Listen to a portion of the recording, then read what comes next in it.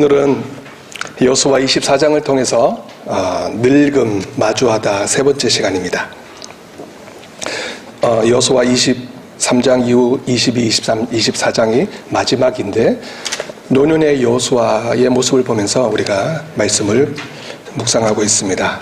그래서 세 번째 늙음 마주하다 세 번째 시간으로 신앙 고백 삶으로의 초청이라는 제목으로 본문의 말씀을 묵상하려고 합니다. 여호수아를 읽어나갈 때 늘 머릿속에서 떠나지 않는 것, 그것은 바로 땅에 대한 집착입니다. 땅. 창세기부터 신명기까지 땅을 우리가 기억해 보면 땅을 기대하는 글, 땅을 기대하는 것. 왜냐하면 그 땅에 아직 들어가지 못했기 때문에 기대한 글로 읽을 수가 있고요.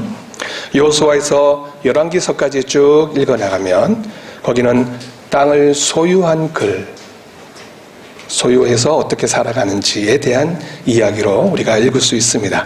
이런 점에서 여호수아서는 선조들이 기대했던 그 땅의 모습을 세워나가려고 노력하고 있는 모습을 찾아볼 수가 있습니다.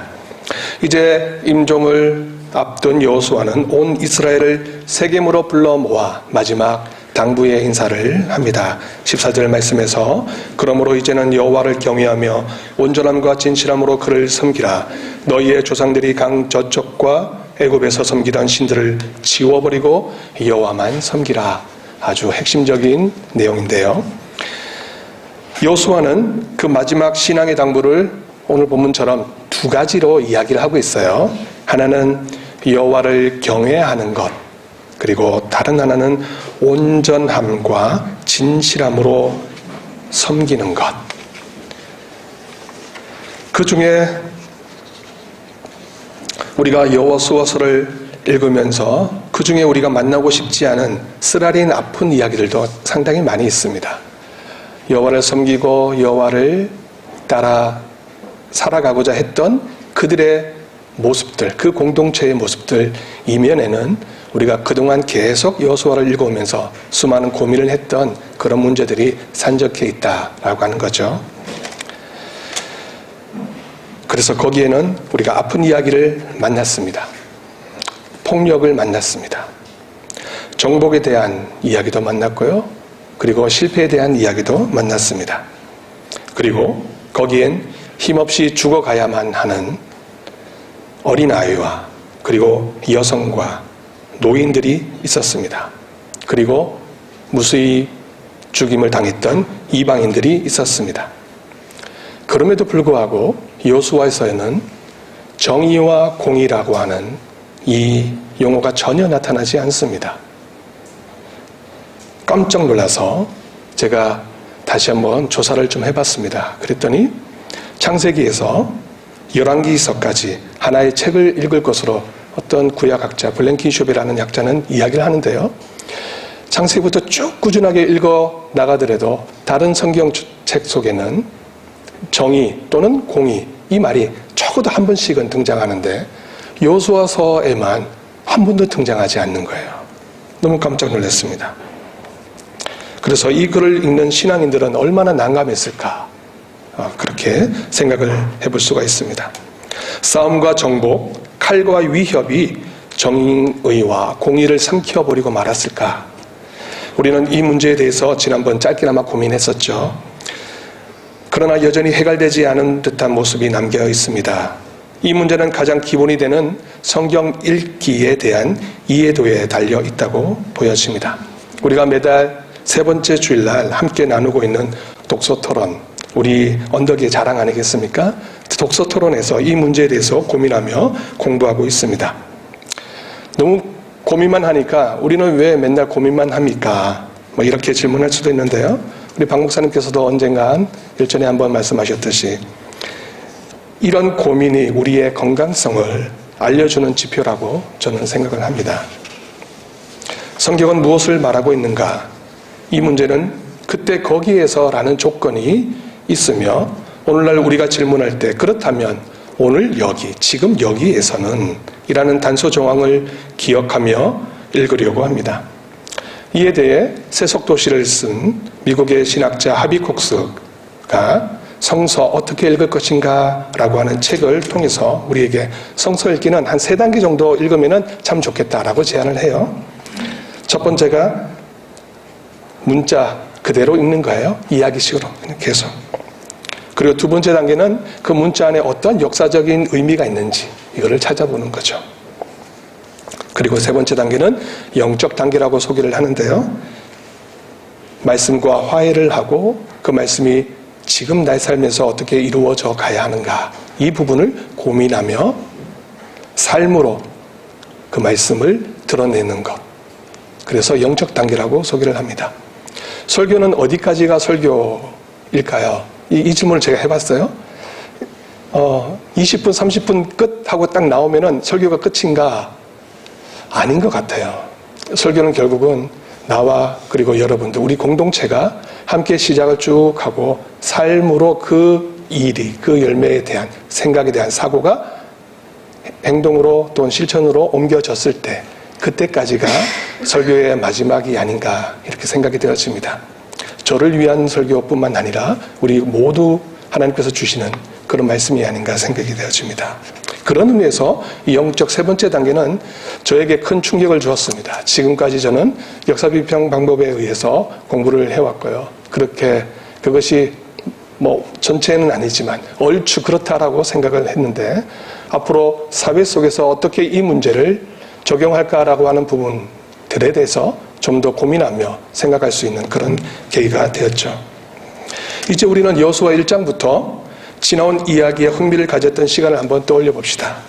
그리고 그 역사의 길들이 때론 거칠어서 매우 힘겹게 한 걸음 한 걸음 발을 뗄 수밖에 없었고 때론 이야기가 너무 날카로워서 우리의 손도 베이고 마음도 베이고 정신도 베일 수밖에 없었습니다. 그리고 뾰족하여 눈도 찔려서 앞을 보기가 힘들었던 그 순간들을 기억해 봅시다. 말하고 듣는 시간은 흘러 넘쳐났지만 정작 우리는 우리의 손과 발을 움직여서 그 이해했던 말씀을 우리의 삶으로 초청했는지. 오늘 본문에서 여호수아가 여호와를 경외하고 섬기라고 공고하는 것은 이 글을 듣는 청중들에게 가르침으로 전해지고 있음을 놓쳐서는 안 되겠습니다. 결국 본문이 주고자 하는 실제적인 역사적인 배경은 여호와를 경외함을 배우게 하는 것, 그것이 중요한 메시지입니다.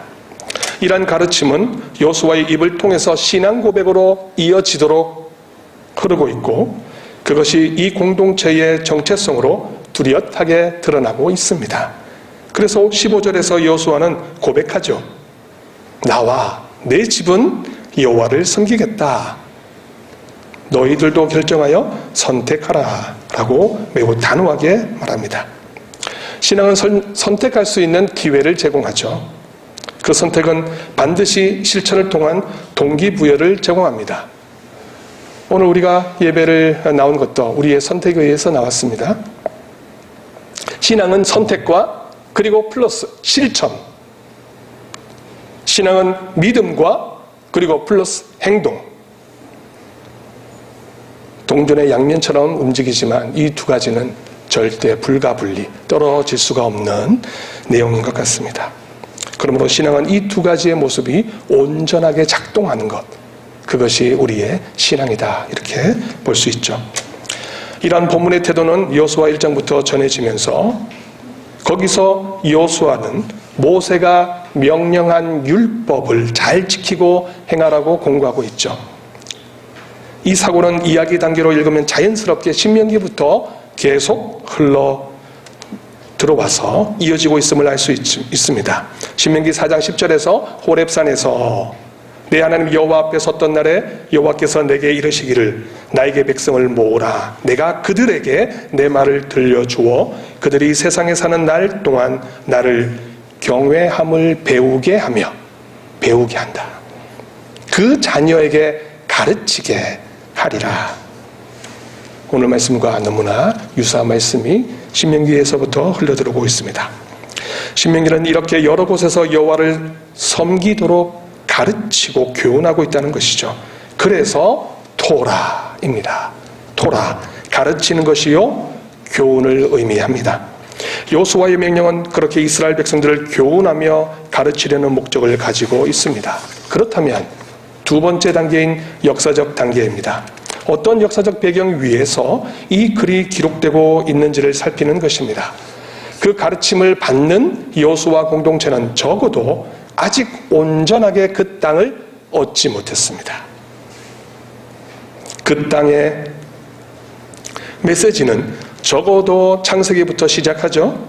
하나님은 아브라함을 그 땅으로 인도합니다. 출애굽기 3장에서는 모세가 시내산에서 하나님을 만났을 때 하나님이 명령하죠. 내가 그들을 그 땅에서 애굽에서 인도하여 아름답고 광대한 땅, 오늘 본문에서 등장하는 그 땅, 젖과 꿀이 흐르는 땅으로 데려가라 하노라. 이렇게 출애굽기에 그 땅으로의 인도함, 이것은 광야 사건을 만나게 하지만 전혀 다른 의미로 이제 여호수아서에서는 쓰라린 폭력사 전쟁 이야기로 우리를 흔들어 놓고 있다는 겁니다. 신명기까지는 그렇게 그 땅을 향하여 묵묵히 걸어가고 있는 이스라엘 백성을 본다면 여호수아서에는 그 땅에서 피비린내 나는 전쟁 이야기가 벌어지고 있다는 것이고, 거기에는 수많이 죽어갔던 많은 사람들의 이야기가 있다는 것이죠. 그래서 우리는 물었습니다. 그 땅을 얻기 위해서 싸워야 했던 그 전쟁사의 수많은 가난한 사람들 중 여인과 아이들, 그리고 노인들의 희생은 어떻게 받아들여져야 합니까? 이것이 오늘날 우리들의 신앙을 흔들어 놓기도 하지만 더욱 성장할 수 있는 소중한 간접 경험이 되기도 합니다. 여호수아서의 약속의 땅이라는 전승은 모세가 죽고도 100년 그 이상 지속되었던 개념입니다. 바벨론 포로기 시대를 배경으로 기록한 예레미야서와 에스겔서에서 우리는 이 신앙 전승을 그대로 만날 수가 있습니다. 예레미야 11장 2절에서 그 땅을 보호하기 위하여 예레미야의 고군분투하는 모습이 있고요. 에스겔 20장 4절에서 6절에서 포로된 이스라엘 백성에게 포로된 이유를 설명할 때 바로 이 표현을 사용합니다. 약속의 땅. 이렇게 해서 다시 얻은 땅이다라고 하는 거예요. 여전히 본문 안에서는 이 이방인의 땅을 정복하지 못했다고 반복해서 고백하고 있어요. 여호수아서 안에서 13장, 15장, 16장, 17장, 23장, 심지어 여호수아 노년에서도 23장에서도 이야기하고 있습니다. 아직 우리가 다 이 땅을 얻지 못했다. 완전히 정복하지 못했다. 무슨 의미일까요? 심지어 16장 10절에서 여호수아가 자신의 노년에 가나안 족속이 오늘까지 에브라임 가운데 거주하며 노역하는 종이 되고 있다라고 실질적으로 고백하면서 온전하게 땅을 얻지 못했다라고 기록합니다. 이러한 점들은 이 이야기가 단순한 역사물뿐만 아니라 신앙 말씀 자료들을 이용하여 그들의 신앙적으로 재해석된 말씀이라는 것을 보여주고 있습니다. 여기에는 하나님이 주신 땅, 이 땅의 보호가 가장 중요했다는 것이죠. 그 땅이 위협받고 있음을 전쟁사를 통해서 그려내주고 있습니다. 땅의 위험. 그 땅의 권리가 이스라엘 백성에게 있다는 것이죠. 그 당시 역사적 배경에는 그렇게 읽혀집니다. 이 권리를 보호하기 위하여 여호수아 공동체는 거룩한 신앙 고백서를 통해 땅의 권리를 대대손손 독자에게 전하고자 합니다. 느헤미야 8장 17절은 이렇게 이 사건의 배경을 대변하며 우리에게 이야기합니다. 사로잡혔다가 갔다가 돌아온 회중이 초막을 짓고 그 안에서 거하니 눈의 아들 여호수아 때로부터 그날까지 이스라엘 자손이 이같이 행한 일이 없었으므로 이에 크게 기뻐하였다라고 기록합니다. 적어도 여호수아의 임종, 여호수아서의 청중은 느헤미야서의 청중과 매우 닮아 있는 것을 봅니다. 다만 슬픈 현실은 당시 역사에서 전쟁은 일상이었고 분명 민족주의가 매우 강렬하게 사회를 구성하는 힘이었다는 것입니다. 각 민족들은 저마다 자신들의 신이 강하다고 생각을 했고 그래서 서로의 마찰은 성경에서 비춰지는 것처럼 각 나라의 신들의 전쟁으로 비춰질 수 있었습니다. 이것이 지금 우리에게 문제가 되고 있다는 거예요. 성경의 하나님은 당시 역사를 살았던 신앙인들이 이해했던 하나님이었습니다. 하나님이 그렇다라고 온전하게 정의를 내릴 수 있는 부분이 아닌 것이었죠. 그 시대 그 역사에 하나님을 그렇게 바라보았습니다. 그때는 맞고 지금은 틀리다라는 이론을 적용하려는 것이 절대 아닙니다. 다만 이것이 역사가 지나온 슬픈 자리라는 것입니다. 당시 신앙인들은 그렇게 자신들의 하나님을 그들의 삶의 모든 영역과 결부시켜 이해할 수밖에 없었고, 계속적으로 생존과 위협의 위태로운 경계선 위에서 줄다리기를 해야만 했었습니다. 그것이 그들의 삶이었습니다. 현재까지 가나안 땅을 정복하는 이야기는 학자들 세계에서 변천되어 왔는데, 최근 다수의 학자들은 가나안 땅의 내부 혁명설, 안에서 일어난 혁명설을 지지하는 입장이 강합니다. 그렇다고 전혀 가나안으로 진입한 흔적이 없는가? 이 입장도 분명하지 않다는 것입니다. 이런 면에서 역사적으로 성경이 읽기는 분명 출애굽 12장 38절에서 수많은 잡족이라고 언급된 백성들과 실제로 가나안 땅의 지배 계급과 하위 계급 사이에 전복된 상황이 어느 정도 결합된 사회적 상황을 반영하고 있다고 볼 수 있습니다. 우리는 이 문제에서 이제 신들의 전쟁 개념으로 그들의 역사를 표현하고자 하는 성경의 저자들을 이해할 수 있을 것입니다.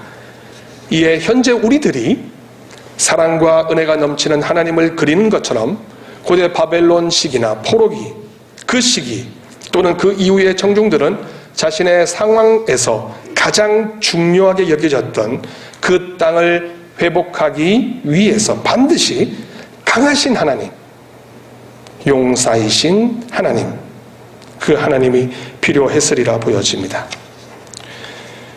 우리의 근대사에도 이런 흔적들이 있지 않습니까? 일제의 강제 수탈 시기에 우리가 고백할 수 있었던 하나님은 분명 출애굽에서 소개된 하나님이었습니다. 그러므로 독립하고자 자신의 몸을 거룩한 피로 이 땅에 내어 던질 수 있었던 수많은 선각자들이 등장할 수 있었습니다.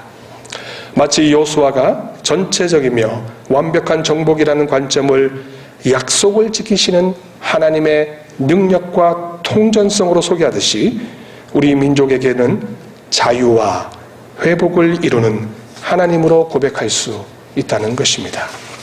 그러므로 이러한 역사의 흔적들을 배우면서 오늘날 우리들은 우리들의 역사 속에서 어떤 하나님을 만날 수 있는지를 경험해야 합니다. 그때 거기서의 하나님은 오늘 여기서의 어떤 모습의 하나님으로 경험할 수 있습니까? 이 질문의 대답이 바로 성서 해석의 또는 설교 또는 우리 예배의 완성이 되어야 할 것입니다. 이 단계를 하비국스가 영적 단계라고 아까 소개했습니다. 이 단계에서는 반드시 우리의 참여가 있어야 하고 스스로의 신앙 고백이 반드시 있어야 한다는 것입니다. 이런 점에서 성경은 오늘도 우리들에게 대화를 촉구하고 있고 삶으로 우리를 초청하고 있습니다. 여기에 우리는 응답할 준비가 되어 있습니까? 여호수아는 오직 나와 내 집은 여호와를 섬기겠습니다 라고 고백합니다. 그렇다면 우리는 이제 어떠해야 합니까? 우리가 사는 세상은 단순한 혈통이나 지역에 갇힌 인간들의 이기적인 집단의 모습이 분명히 존재합니다. 그러나 오늘날 요청되는 사회는 전 인류적 관점에서 접근할 수밖에 없습니다. 그것이 우리의 질문이어야 합니다. 그것이 성경을 통해서 미래로 이끄는 하나님을 만날 수 있는 기회가 될 것입니다. 지금까지 우리는 여호수아서나 아니면 다른 곳에서도 마찬가지로 하나님이 이끄시는 전쟁이라고 소개하는 내용들을 만납니다. 과거에는 이 소름 끼치는 이야기가 그저 하나님의 강하심으로만 읽었기 때문에 매우 흥미로웠습니다.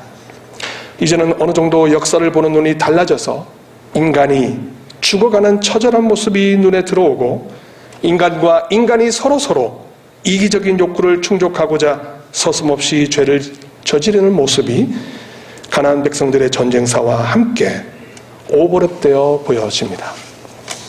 이런 고통스럽고 비극적인 일들은 지금으로부터 3000년 전에 일어났던 일이 아니라 오늘날에도 여전히 끔찍한 범죄가 일어나고 있다는 것입니다. 이런 점에서 그 일에 참여하면서 여전히 하나님의 뜻이라고 믿고 있다는 것이죠. 11세기 십자군 전쟁이 그러하지 않았습니까? 17세기 초에 30년 종교전쟁이 그러했고 20세기 2차 세계대전이 그러했습니다. 2차 세계대전 때 당시 독일 군인들이 허리에 찼던 그 허리띠에는 Gott mit uns, 하나님이 우리와 함께 라고 새겨져 있었다고 합니다. 한편으로는 우리가 살고 있는 이 한국전쟁이 그러하지 않습니까? 히로시마의 원자폭탄을 나르는 미군 조종사들의 머리 위에 손을 얹었던 군정 목사님, 그분은 그들의 성공을 위해서 기도했을 것입니다. 우리는 그 원자폭탄의 하나님의 도우심으로 해방할 수 있었습니다. 참으로 아이러니합니다. 오늘날 우리는 이런 행위에 대해서 묵상하면서 다시 새롭게 되물어야 합니다. 지금 우리가 하고 있는 일이 참으로 하나님이 원하시는 일인지, 어쩌면 역설적이게도 그것이 하나님이 원하시는 일이라고 확신하는 사람들을 조심해야 한다라고 하는 말씀이 숨어 있지도 않을는지. 그러므로 영적 단계의 성서 읽기는 우리의 머리와 가슴과 삶 전체를 송두리째 찢어 놓습니다. 그럴 수밖에 없습니다. 예수님께서는 이 땅에 오셔서 자신의 삶을 송두리째 내어놓았습니다. 그분의 발자취를 따라가 보면 거기에는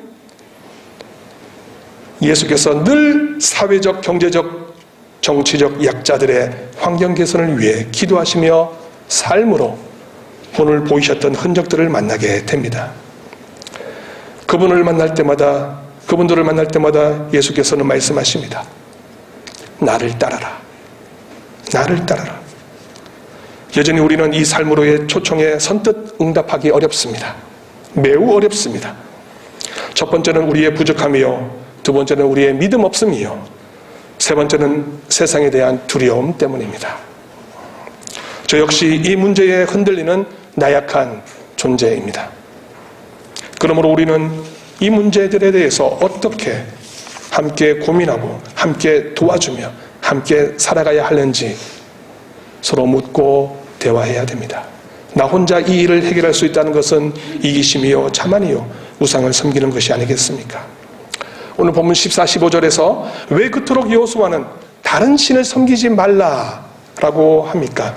광야를 지나오면서 수많은 기적과 죽음에서 일어났던 기적을 백성들이 보았음에도 여전히 그들에게 부족한 그 무엇이 있었단 말입니까? 여전히 우리도 긴장을 늦출 수 없는 것은 마태복음 6장 24절에서 예수께서도 우리에게 말씀하십니다. 한 사람이 두 주인을 섬기지 못할 것이니 혹 이를 미워하고 저를 사랑하거나 혹 이를 중히 여기고 저를 경히 여김이라. 너희가 하나님과 재물을 겸하여 동시에 섬기지 못하느니라 라고 하신 것처럼 우리는 여전히 세상에 대하여 큰 두려움을 가지고 있습니다. 여전히 우리 주위에는 전쟁으로 생명을 잃는 사람들이 존재합니다. 우리의 무지함과 우리의 무관심으로 아직도 음습한 집안에서 생명을 잃어가는 우리의 이웃들이 있습니다.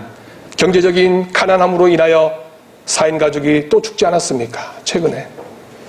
국가가 복지 정책을 하는 것은 당연한 일이듯 교회는 의무가 아닌 바로 그것이 우리의 기쁨이기 때문에 하지 않을 수 없는 것입니다. 그것이 하나님 나라의 참여이기 때문에 행복한 일이 되는 것입니다.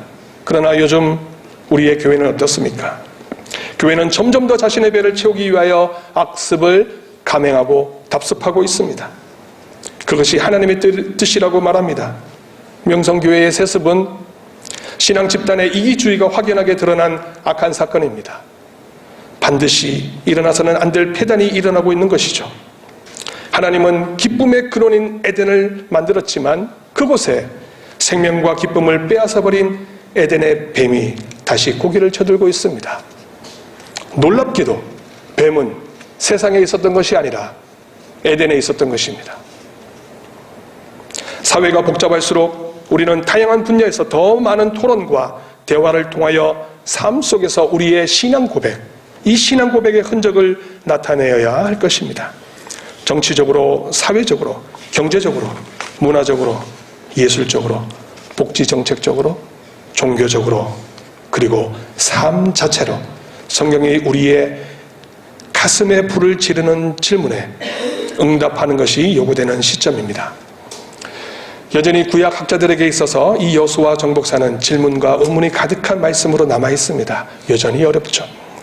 좌파 성향의 역사가들은, 한때는 제가 좌파였어요. 네. 지금도 좌파입니다. 네.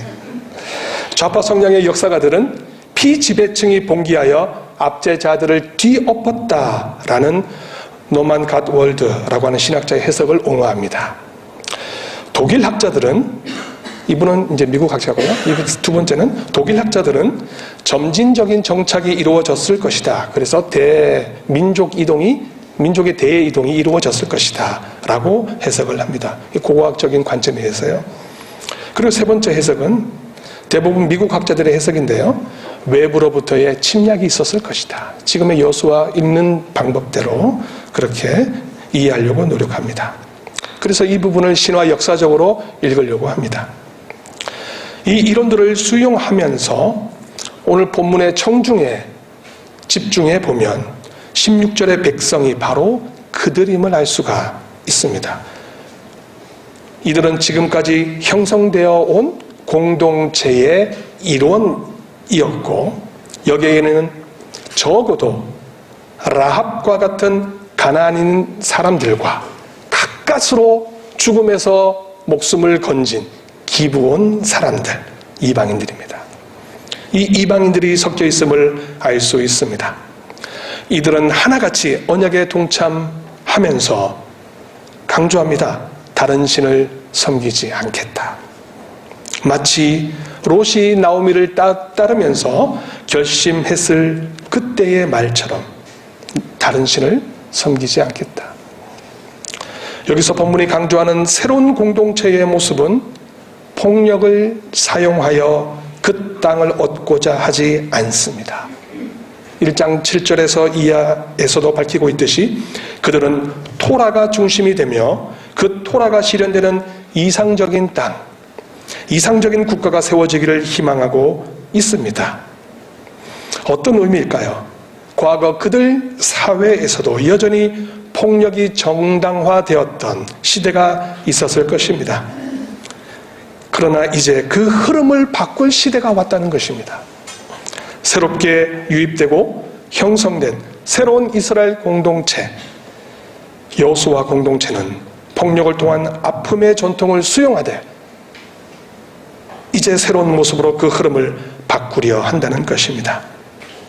이것이 오늘날 해석할 수 있는 최선의 해결이라면 우리 신앙인들은 무엇을 기대할 수가 있겠습니까? 여전히 어떠한 해석이 있더라도 정복이라고 하는 이 개념을 우리가 성서에서 삭제할 수 없다면 우리는 무엇을 할 수 있습니까? 정복 사상이 과거에도 그리고 오늘날에도 여전히 우리의 삶에서 우리의 사회를 갈라놓고 있고 다양한 모습으로 사회를 이간질하는 악의 바이러스가 되고 있다는 것은 분명한 사실입니다. 과거 방식으로 하나님의 모습을 이해하려고 했던 사람들의 이해가 더 이상 오늘날 계속적으로 이어질 수 있을까요? 지금 우리는 어떠한 방식으로 하나님을 이해하고 있습니까? 하비콕스가 이렇게 질문합니다. 대량 살상무기로 무장된 세상 속에 사는 우리는 어떤 형태로든 정복 전쟁을 계속 허락할 수 있는가? 그것을 인정하는 이데올로기나 종교를 계속 허락할 수 있는가?